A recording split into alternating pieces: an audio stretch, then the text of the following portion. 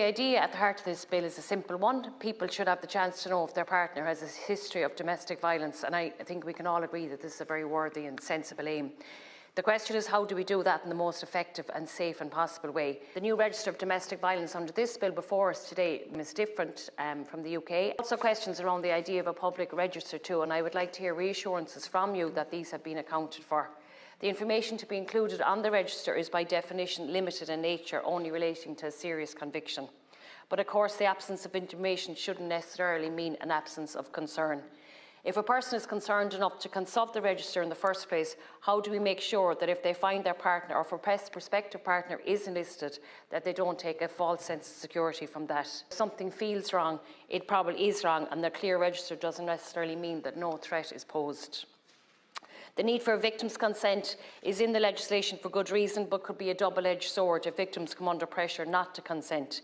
These are vulnerable people who have been subjected to, in most cases, to coercion, manipulation and violence, and we need to make sure that the supports are in place to allow them to safely and make an independent and informed decision.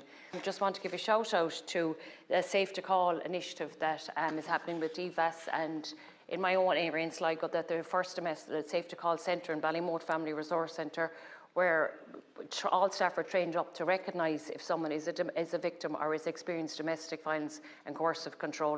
It isn't a silver bullet. We know this is the start and just one part of it. And under the Istanbul Convention, we're still not meeting our obligations. And unfortunately, I'm in a county of 9 counties where there still isn't a refuge.